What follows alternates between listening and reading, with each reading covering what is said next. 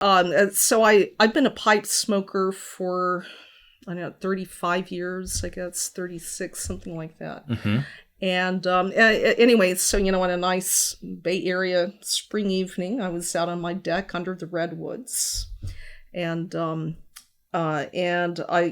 was having my pipe and some other, William LaRue Weller and maybe some vintage Armagnacs and such too. Nothing quite was doing it for me. And then it dawned on me, well, what if you kind of combine these flavors? And I kind of caught on that. And then I thought, wow, I come from a brandy background. My mentor, created his first cigar blend in 1994. And, it's, an old category, at least 30, 35 years, maybe 40 even, that comes from the French brandy cognac tradition in particular. What if I did that with a bourbon? And so I out come, I think it was like a Friday night, out come the pipettes, and out come the pipettes, and I called the owners of Magnus at what it would have been like 12 midnight their time. I'm so excited trying to explain this new concept, and they thought I meant like a bourbon flavored cigar, or even perhaps like that back at that time, that was when all the bartenders were infusing whiskey with tobacco, even worse. Right. It's like no, that's so anyway, but yeah, that was a moment where when I got the idea that it felt like it was something working through me, and I knew that if people could understand what it is, that it could be really, that it'd be big. And so this is like the first cigar blend bourbon that would hit the market.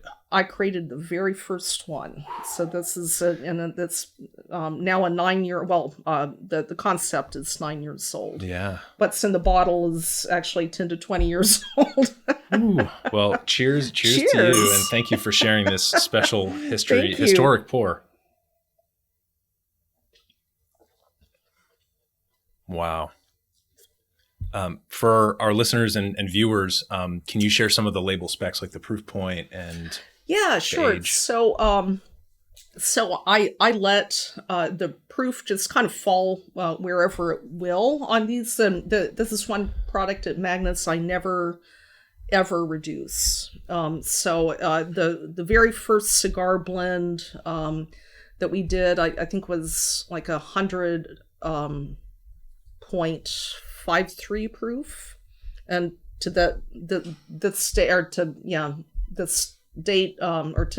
date that's been the lowest proof we've ever had. Highest was I think 133 proof. But what I do, it's finished in Armagnac, sherry, and cognac. But a lot of people, and I've noticed a lot of producers out there that have tried to replicate this think that that a cigar blend is all about the cask finish, and what they don't understand is that has nothing to do with what I'm trying to achieve. What I'm trying to achieve in it. Okay, so a little bit of geekiness here. So in the French tradition, if you're making a cigar blend, what you want in your distillate, you want to distill on heavy lees. So, that's all the dead yeast and all of that. And so, you get a lot of fat in the spirit. And then, when you age that, you put it in a more humid cellar.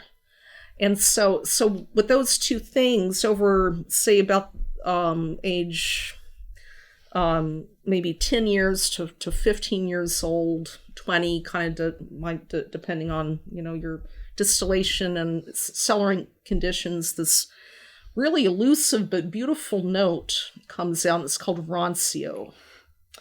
So Rancio, it is cognate with the English word rancid, of course, but it doesn't mean rancid in that it's bad. It means that it's what it is essentially is it's the oxidized esters of the fatty acids. Mm-hmm. So, why doing the cask finish? Well, knowing being I'm a huge vintage Armagnac fan, and I come from the world of cognac.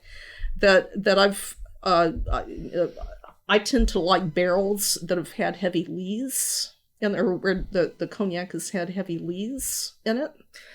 And I know but because the bourbon distillate isn't quite capable of kind of getting that same type of Rancio note, the brandy finish is there to kind of replicate that note. So for I don't want to give my secret sauce away. I probably just did. But, I was gonna say, but the whole point isn't about cask finishing. It's to replicate the Rancio note.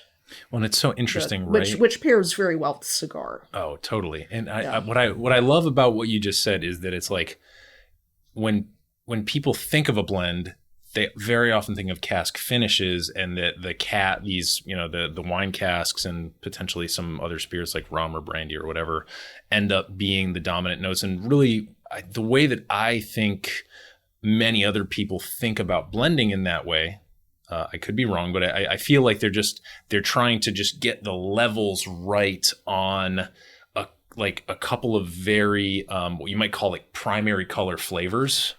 Right. And it seems like what you're saying is like, we're really actually trying to draw like more of like a three-dimensional picture here. Like time is a component, fermentation is a component, right? So to a 2D picture, we just add just with time and fermentation, or like the lees, right? That come through from the fermentation and the distillation. We just added 2 more dimensions. So now we're already in like 3 or 4 dimensions, and it's a whole different animal when you start thinking that way. And I love the French connection, right? Because it's a through line that is very unique to you.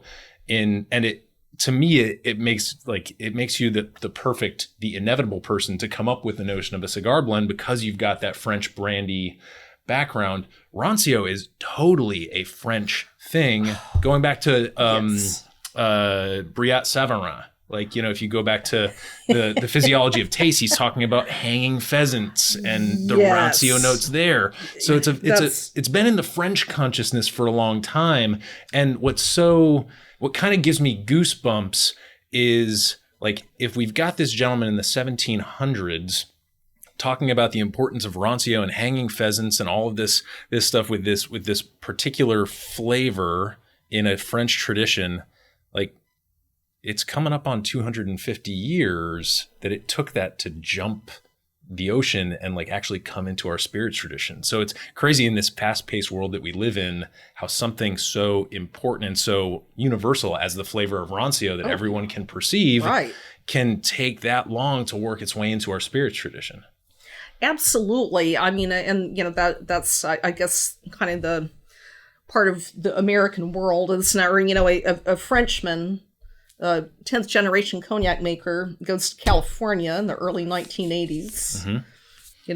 Makes some kind of old world style brandy using New World grape varietals and such, or legally permissible grape varietals, right? To distill.